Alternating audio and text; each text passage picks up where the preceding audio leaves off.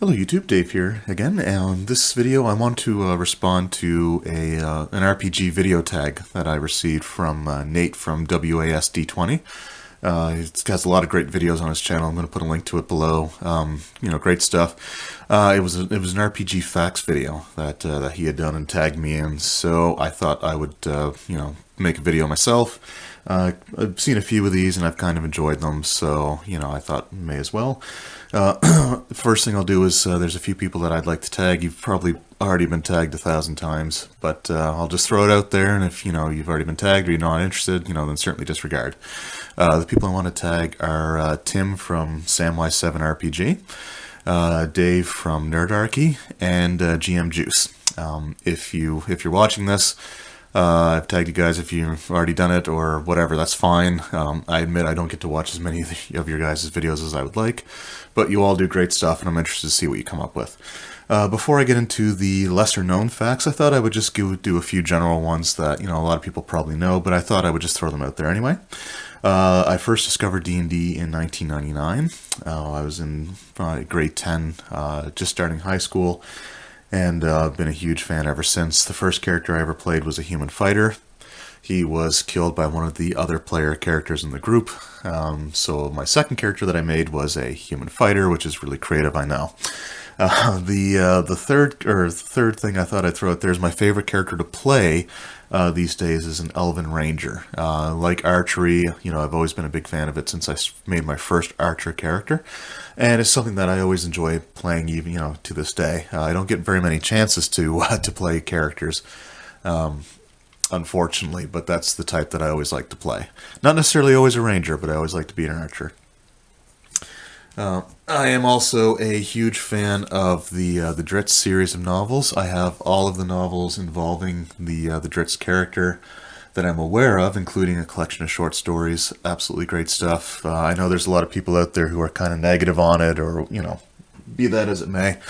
I love the stories and I love the characters involved, so I thought I'd mention that as well.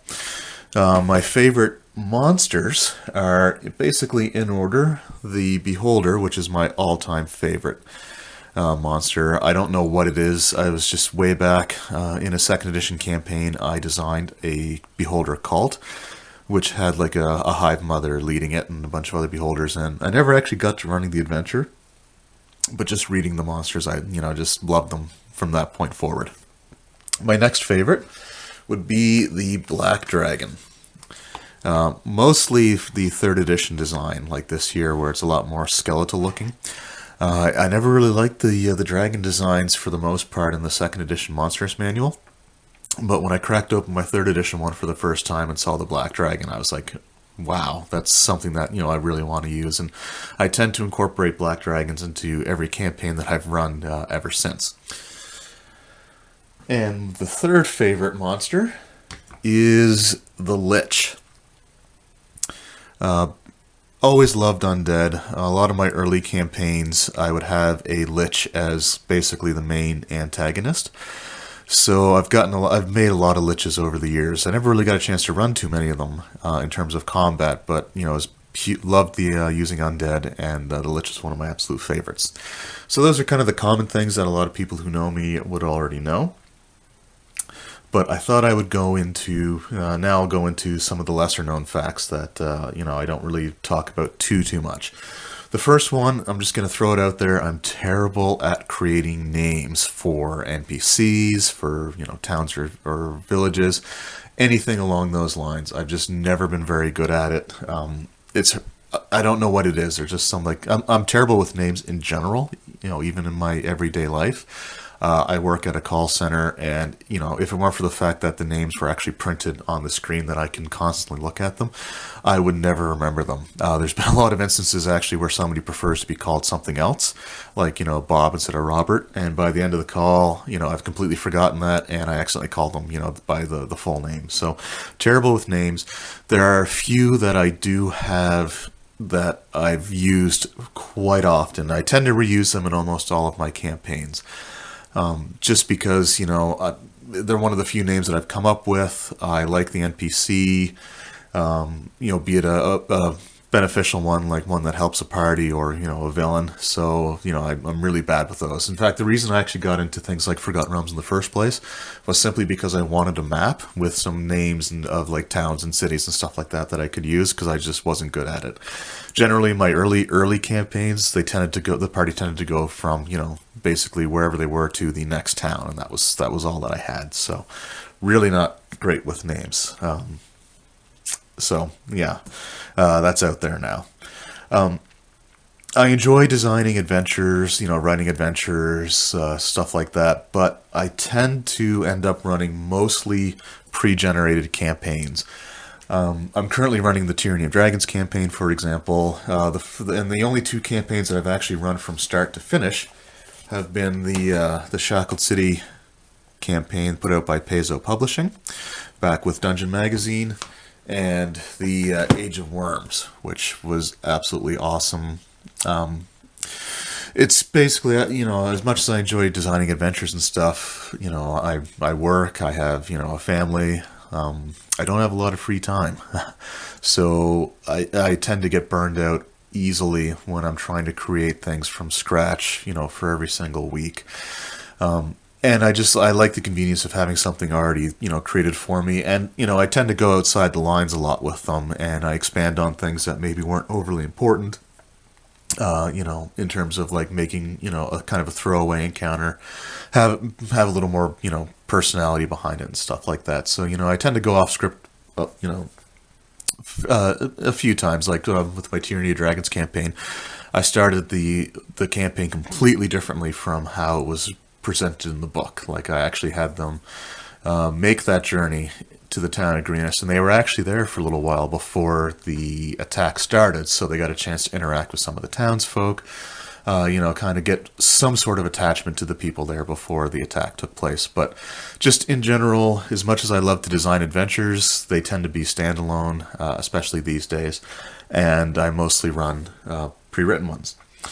I actually, speaking of Dungeon Magazine, and, my enjoyment of writing adventures, even if I don't get to run very many of them, I actually wanted to write for Dungeon Magazine at one point. I've downloaded printed off the submission guidelines, and I had some adventures that I was writing for them, but, I read a column and they basically said that the easiest way to get your name in the magazine would be to do one of the smaller sections of the magazine. So a friend and I were actually developing a critical threat, which is a villainous NPC. He was doing all the statistics, so he basically physically built the character, but I did a lot of the backstory, and it was like a Dread Witch. I can't remember a lot of it now, unfortunately. It was quite a few years ago, and when we were going into like a revision, so I wrote the background, and he made the NPC kind of separately. I knew what he was making, but I didn't know exactly what he was going to, put into it.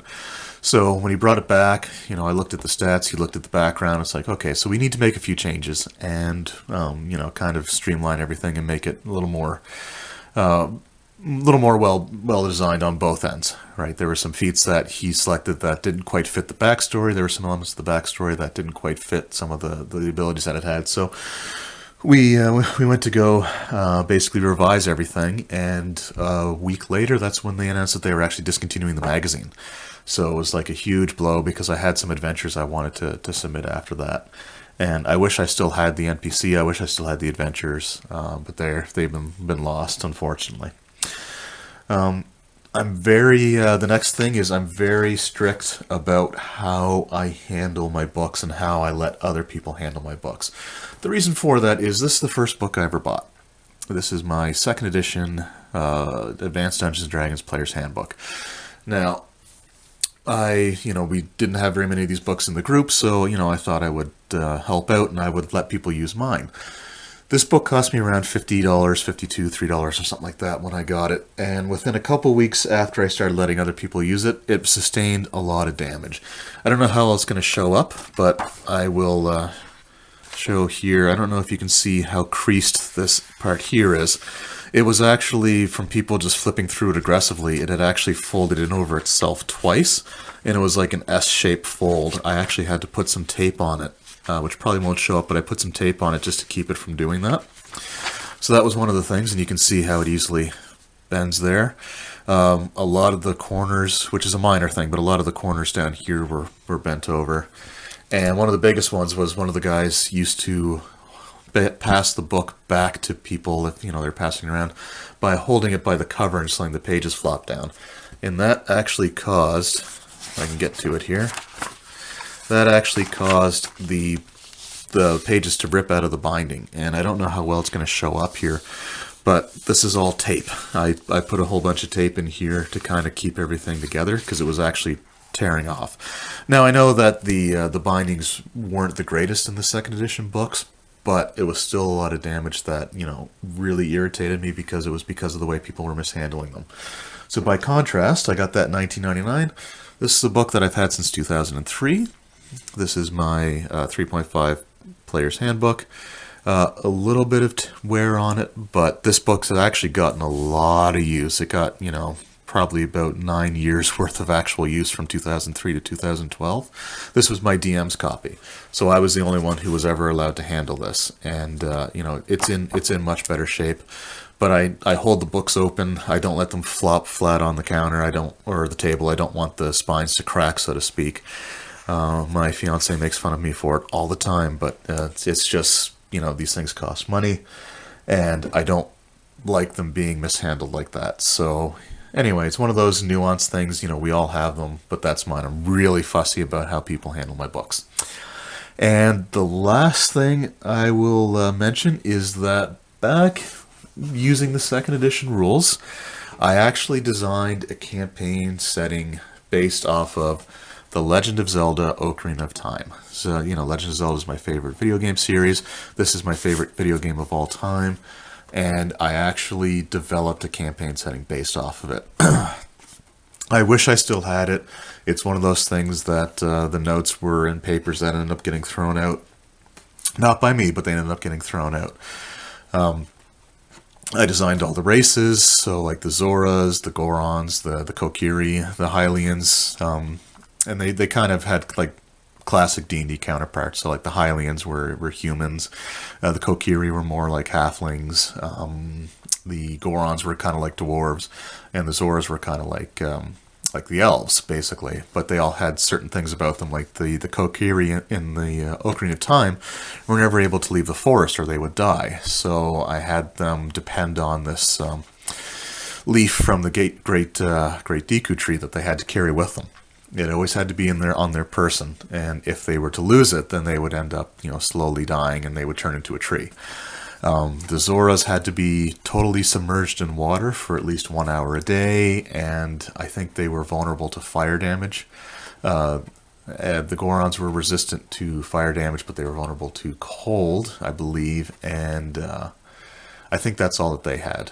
I can't remember a whole lot about it, but I had Ganondorf all statted out, and a lot of the dungeon bosses were all statted out, and I had a few of the dungeons drawn up, and I think I even had a friend make a Link character for it. So that's just about as nerdy as it gets, I think. But I had a great time doing it. I wish I still had the notes. I thought it'd be kind of interesting to look back at them, but it is something that I did. That's RPG related. It's something that very few people knew about, so it's out there now. So those are some facts about me. 5 general facts and then 5 of the lesser known ones. Again, I've seen some of the other videos out there, like the one that Nate did on the WASD20, and I just find them interesting to kind of get insights to how, to the mindsets of some of the other gamers out there, some of the other YouTube content creators out there. So, I hope, as you watching it, I hope you found it interesting. I hope provided a few insights as to, my preferences and things like that. And for those that I tagged, I hope that, you get a chance to see this. And I look forward to seeing any videos that you make along these lines.